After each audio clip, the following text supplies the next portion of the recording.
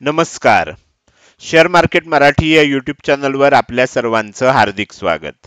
आजच्या या व्हिडिओमध्ये आपण मंगळवार दिनांक 31 ऑक्टोबर 2023 साठीचं इंडेक्स व स्टॉकचं विश्लेषण करणार आहोत. मात्र आजच्या व्हिडिओला सुरुवात करण्यापूर्वी आपल्या सर्वांना एक नम्र सूचना आहे, ती म्हणजे या व्हिडिओच्या डिस्क्रिप्शनमध्ये आपण शेअर मार्केट मराठीच्या व्हॉट्सअप, टेलिग्राम आणि फेसबुक ग्रुपच्या लिंक दिलेल्या आहेत.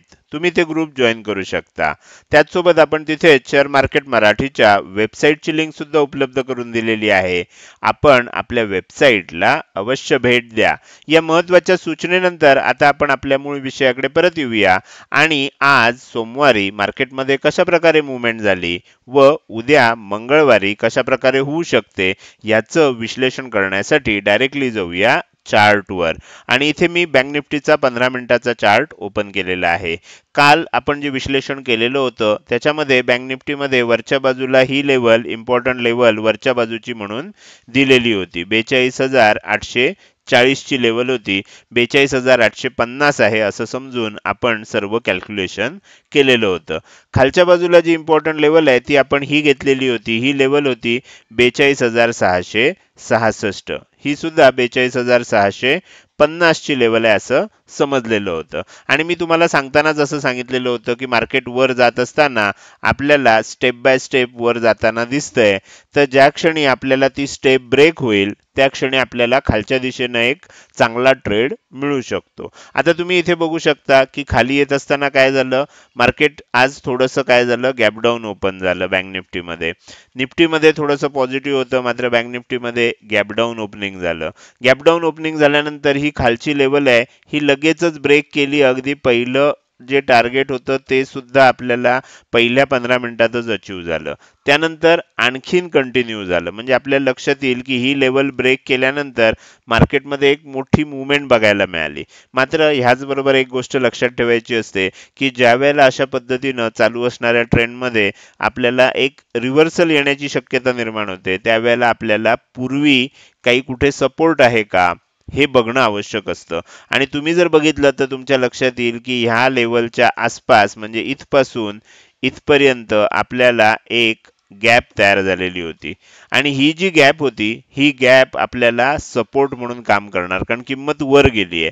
इथे गॅप तयार झाली आहे. ही जी गॅप आहे ही गॅप आपल्याला काय म्हणून काम करणार आहे, सपोर्ट म्हणून काम करणार आहे. तर त्याच्यामुळे इथे आल्यावर तुमच्या लक्षात येईल सपोर्ट घेतला गेला. आणि तसंही आपण काय केलं होतं, इथे दुसरं टार्गेट आणि इथे म्हणजे 42,350 च्या आसपास तिसरं टार्गेट दिलं होतं. साधारण त्याच्या एक 50 एक पॉईंट 42,400 च्या आसपास रिव्हर्सल आपल्याला बघायला मिळालं. आणि रिव्हर्सल सुद्धा कसं झालं तुम्ही बघू शकता की लगेचच आपल्याला मार्केट वर जाताना दिसलं. आणि अशा वेळेला काय असतं, कायम लक्षात ठेवा, मूळचा ट्रेंड जो आहे हा तेजीचा होता.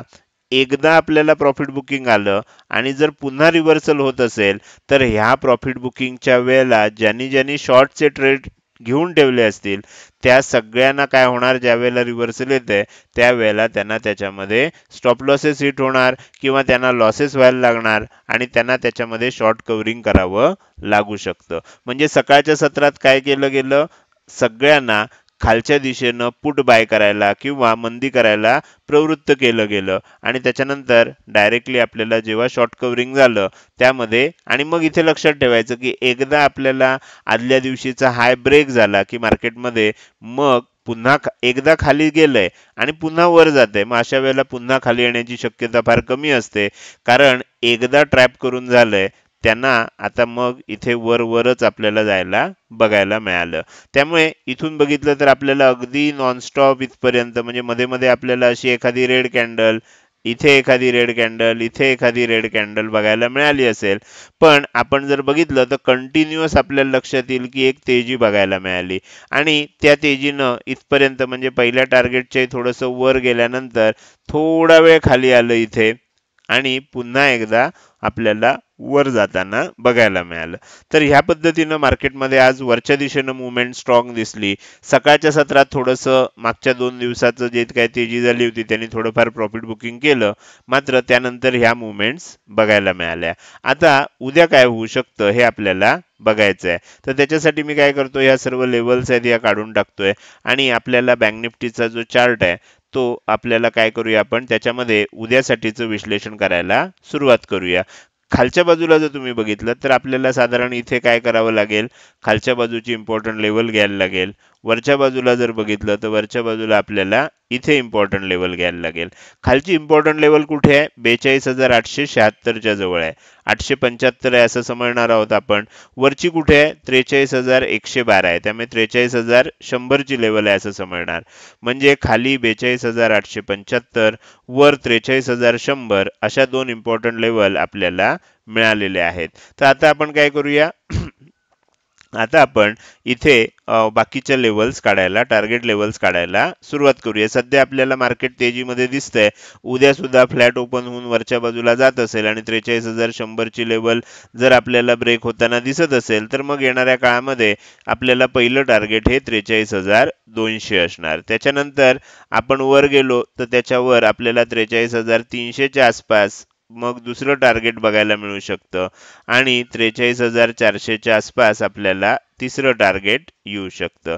तर मार्केटमध्ये वर जात असताना ही तीन टार्गेट आपल्याला बघायला मिळू शकतात. मात्र काही कारणानं जसं आज झालं तसं आपल्याला थोडं फ्लॅट ओपन होऊन खाली जात असेल आणि 42,876 किंवा 875 ही लेवल जर मोडत असेल तर मग खाली येत असताना 42,775 हे आपल्यासाठी पहिलं टार्गेट असणार आहे. तर त्यामुळे मी तिथे 42,775 च्या आसपास पहिलं टार्गेट, त्यानंतर 42,675 च्या आसपास दुसरं टार्गेट आणि 42,575 च्या आसपास तिसरं टार्गेट तुम्हाला दाखवतोय. तर ह्या पद्धतीनं आपल्याला मार्केटमध्ये मुवमेंट होऊ शकतात आणि ह्या लेवल आपल्याला इम्पॉर्टंट लेवल म्हणून आणि टार्गेट लेवल म्हणून काम करायला लागू शकतं. आता हे झालं बँक निफ्टीमध्ये उद्या काय होऊ शकतं, कोणत्या बाजूनं ब्रेकआउट आला तर कोणती लेवल्स येऊ शकतात.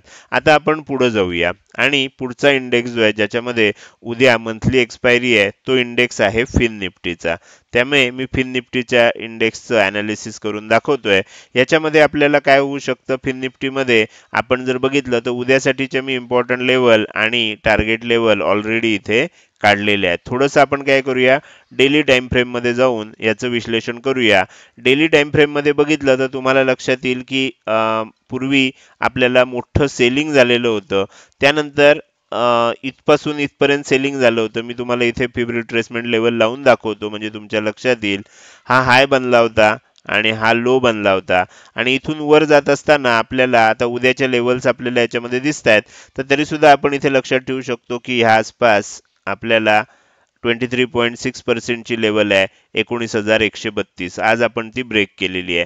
काल आपल्याला तिथे रेजिस्टन्स होता.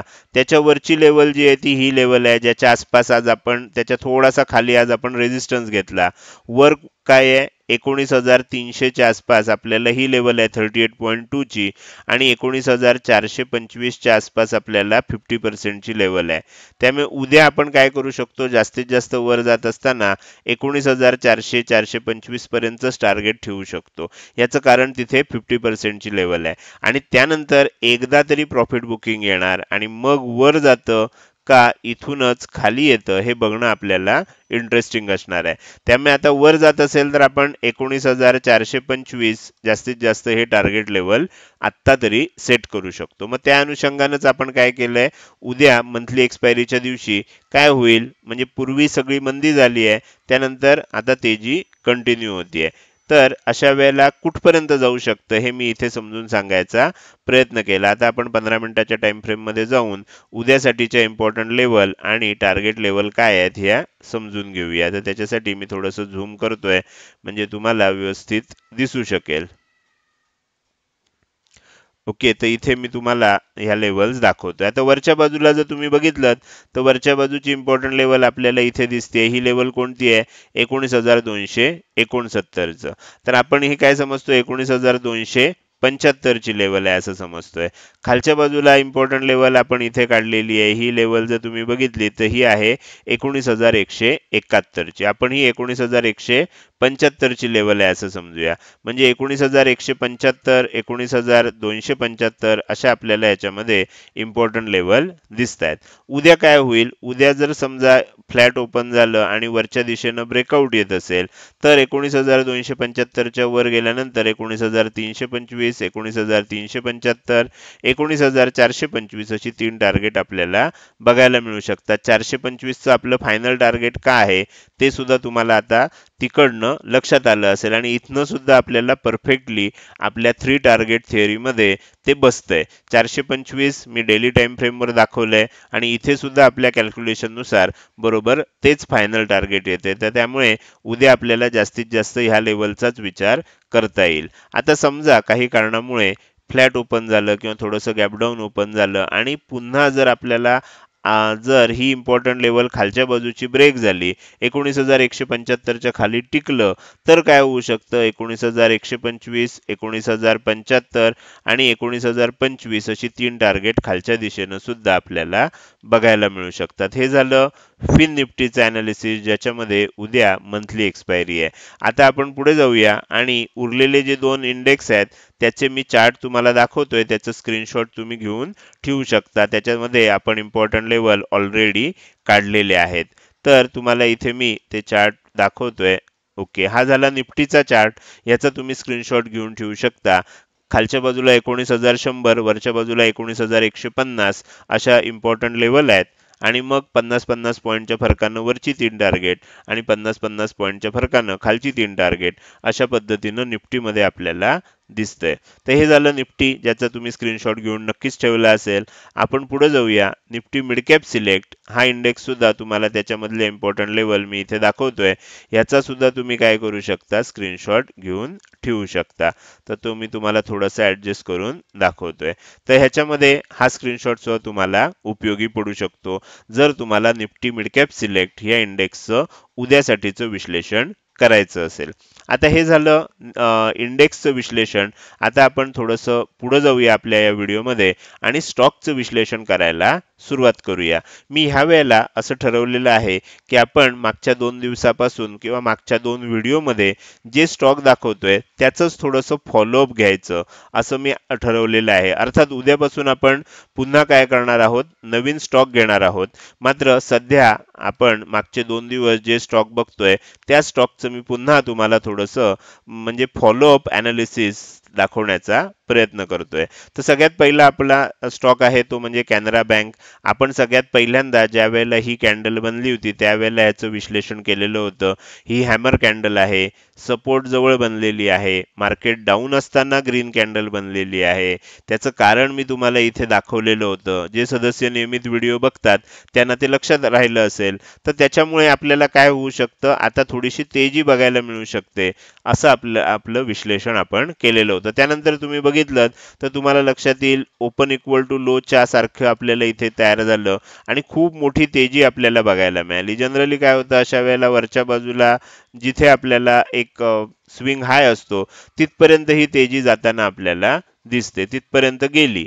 आता काय झालंय बघा, ही एवढी मोठी तेजी झाली आणि आपल्याला हा स्टॉक आपण त्याच वेळेला अनालाइज केलेला होता. आता काय झालं, जेव्हा 2 दिवस एवढी मोठी तेजी होते त्यानंतर मार्केटमध्ये एक इनसाइड कॅन्डल बनण्याची शक्यता असते. थोडंसं पॉज घेतला जातो आणि आता उद्या काय होऊ शकतं? आजचा जो हाय आहे, आजचा जो हाय ब्रेक झाला तर वरच्या दिशेनं मोठी मुवमेंट होऊ शकते. आजचा जर लो ब्रेक झाला तर खालच्या दिशेनं एक मोठी मुवमेंट होऊ शकते. तर असं आता आपल्याला उद्या इथे चित्र दिसतंय. तर त्यामुळे आपलं जे अनालिसिस होतं त्याचं मी थोडंसं फॉलोअप करायचं ठरवलं होतं आणि हे 3 दिवसाचं फॉलोअप होतं. आज आपला 3रा दिवस आहे. आता उद्यापासून आपण नवीन स्टॉक घेणार आहे. इथून पुढे तुम्ही काय करू शकता? हे स्टॉक सुद्धा ट्रॅक करत राहू शकता. तर हा झाला आपल्याला कॅनरा बँकचा स्टॉक. दुसरा स्टॉक आपण जो घेतला होता तो होता ऍक्सिस बँकचा. ऍक्सिस बँकमध्ये सुद्धा ह्याच पद्धतीनं गोष्टी झालेल्या होत्या. तुम्हाला इथे लक्षात येईल की मार्केट आपल्याला निगेटिव्ह असताना सुद्धा एक पॉझिटिव्ह कॅन्डल इथे बनलेली होती आणि इथे जर तुम्ही बघितलं तर हे सगळं मी डिटेलमध्ये सांगितलेलं होतं की कशामुळे ही पॉझिटिव्ह कॅन्डल बनली, मार्केट निगेटिव्ह असताना सुद्धा का बनली, त्यामुळे आता तेजी कशी होऊ शकते. त्यानुसार दुसऱ्या दिवशी तेजी पण बघायला मिळाली. आज आपल्याला काय झालं? आज आपल्याला इथे सुद्धा एक इनसाइड कॅन्डल बनली आहे. हॅमर कॅन्डल आहे, रेड हॅमर कॅन्डल आहे, तर त्याच्यामुळे ही थोडीशी निगेटिव्ह मानली जाते. उद्या जर हा लो तुटला तर मग ह्याच्यामध्ये सेलिंग कंटिन्यू होऊ शकतं. तसं झालं नाही, उद्या इथून वर टिकत असेल तर मग येणाऱ्या काळामध्ये आपल्याला ही लेवल सुद्धा ब्रेक होऊ शकते आणि हे असं आपल्याला पहिलं टार्गेट आणि वरची वरची टार्गेट आपण काढू शकतो. तर हे झालं ॲक्सिस बँक विषयी. या दोन्हीमध्ये कॅनरा बँक आणि ॲक्सिस बँक ह्या मध्ये मी तुम्हाला सांगितलेलं होतं की रिझल्टमुळे त्या दोन स्टॉकमध्ये क्वार्टरली रिझल्ट डिक्लेअर झालेले आहेत आणि त्याच्यामुळे ही मुवमेंट होतीये. तर त्याचा आपण सलग 2 दिवस फॉलोअप घेतला. एक दिवस अनालिसिस करून 2 दिवस फॉलोअप घेतला. दोन्ही दिवस आपल्याला अपेक्षित मुवमेंट बघायला मिळाली आहे. आता तिसरा आपला जो स्टॉक होता हा होता कोटक महिंद्रा बँक. कोटक महिंद्रा बँकमध्ये काय झालं होतं, आपल्याला एक इम्पॉर्टंट मेजर लेवल ब्रेकआउटला आपण आलेलो होतो.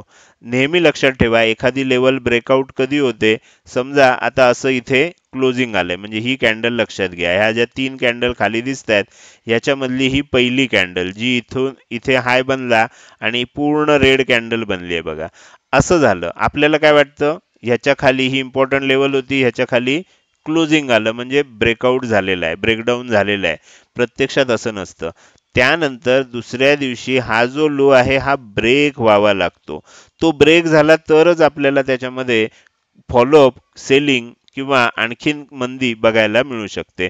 तुम्ही इथे बघितलं तर तुमच्या लक्षात येईल की ह्या आसपासच आपल्याला काय झालंय, दोन्ही तिन्ही दिवस लो बनलेला आहे. पहिल्या दिवशी इनसाइड कॅन्डल बनली, आज सुद्धा लो ब्रेक व्हायचा प्रयत्न झाला, लगेच आपल्याला हाय बनला आणि आपण इथे काय झालं, एक पॉझिटिव्ह ग्रीन कॅन्डल बनवलेली आहे. त्यामुळे सपोर्टच्या ठिकाणी आपल्याला ट्रेड करत असताना थोडंसं डबल कन्फर्मेशन घ्यायचं असतं. ही गोष्ट लक्षात ठेवा. जसं आपल्याला रेझिस्टन्स जवळ ट्रेड करताना, तेजी करताना काळजी घ्यायची असते, तसं सपोर्ट जवळ मंदी करताना सुद्धा आपल्याला काळजी घ्यावी लागते आणि ते इथे आपल्याला बघायला मिळते. तर हे झालं कोटक महिंद्रा बँकमध्ये काय झालं. पुढचा स्टॉक आपण जो घेतला होता तो होता महिंद्रा अँड महिंद्रा. महिंद्रा अँड महिंद्रामध्ये मी तुम्हाला अगदी क्लिअर सांगितलं होतं की आता इथे काय झालंय, इथे एक मोठं 2 दिवस सेलिंग झालंय. पहिल्या दिवशीचं सेलिंग जास्त झालं नाही, दुसऱ्या दिवशी एक मोठं सेलिंग झालं आणि तिसऱ्या दिवशी आपल्याला एक इनसाइड कॅन्डल बघायला मिळाली. ह्याचं एक्सप्लेनेशन मी तुम्हाला सांगतानाच सांगितलं होतं की ही इनसाइड कॅन्डल पण आहे, शूटिंग स्टार कॅन्डल पण आहे. त्यामुळे ह्याचा लो ब्रेक झाल्यानंतर एक खूप मोठं सेलिंग बघायला मिळू शकतं. त्या पद्धतीने एक खूप चांगलं टार्गेट सुद्धा आपल्याला बघायला मिळालं. 1460च्या आसपास ह्याचा लो बनला, अर्थात दुपारच्या सत्रामध्ये रिकव्हरी पण आली. पण एक आपल्याला कंटिन्युएशन मध्ये खूप चांगलं टार्गेट, जवळजवळ 30-35 पॉईंटचं टार्गेट आपल्याला हा लो तुटल्यानंतर बघायला मिळालं. तर अशा पद्धतीनं आपल्याला याच्यामध्ये सुद्धा आपण जे विश्लेषण केलं होतं त्यानुसार होताना बघायला मिळते. आता काय होईल, आता उद्या कदाचित कंटिन्यू सेलिंग होताना सुद्धा बघायला मिळू शकतं. शेवटचा जो स्टॉक आहे तो आहे कोरोमंडल इंटरनॅशनल. सिमेंट कंपनी होती, ह्याच्यामध्ये सुद्धा मी सांगितलं होतं की इथे आपल्याला एक मोठं सेलिंग झालेलं आहे. त्यानंतर मग इनसाइड कॅन्डल इथे बनली आणि इनसाइड कॅन्डलचा लो तुटला की एक मोठं टार्गेट येऊ शकतं. त्यानुसार आपलं हे पहिलं टार्गेट आलेलं आहे 1025चं. 1004चं टार्गेट येणं बाकी आहे. कदाचित ते इथून पुढच्या काळात लवकरच येताना बघायला मिळू शकतं. तर हे मुद्दाम स्टॉक मी 3 दिवस ह्या स्टॉकचं अनालिसिस म्हणजे 1 दिवस अनालिसिस आणि 2 दिवस फॉलोअप करण्याचा प्रयत्न केला. म्हणजे तुम्ही सुद्धा इथून पुढे मी जे स्टॉक विश्लेषणासाठी दाखवत असतो त्याचं तुम्ही सुद्धा असंच फॉलोअप जर केलं तर तुम्हाला चार्ट अनालिसिस कसं करायचं असतं, स्टॉक अनालिसिस कसं करायचं असतं ह्याची चांगली प्रॅक्टिस होऊ शकेल. माझ्या मते आजचा हा व्हिडिओ जर तुम्हाला आवडला असेल तर नक्कीच तुम्ही या व्हिडिओला लाईक करू शकता. कसा वाटला हे कमेंट सेक्शनमध्ये टाईप करून सांगायला अजिबात विसरू नका. लक्षात ठेवा, तुमची एक लाईक आणि एक चांगली कमेंट हीच माझ्यासाठी प्रेरणा असते आणि त्याच्याच सहाय्यानं रोजच्या रोज हे विश्लेषणाचे व्हिडिओ मी बनवत असतो. त्यामुळे लाईक आणि कमेंट अवश्य करा. लाईक आणि कमेंट करण्याचा आणखीन एक फायदा असा आहे की यूट्यूबला समजतं की एवढे जण त्याच्यावर रिॲक्ट करतायत, याचा अर्थ हा कंटेंट आणखीन काही लोकांना दाखवला पाहिजे.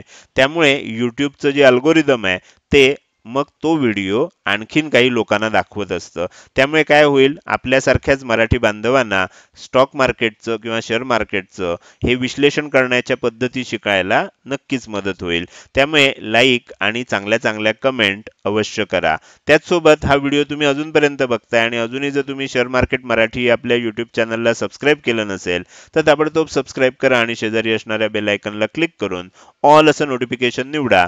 म्हणजे इथून पुढे रोजच्या रोज येणारे हे विश्लेषणाचे व्हिडिओ तुम्हाला विनाविलंब बघता येतील. आजच्या या व्हिडिओमध्ये मी इथेच आपली रजा घेतोय. धन्यवाद.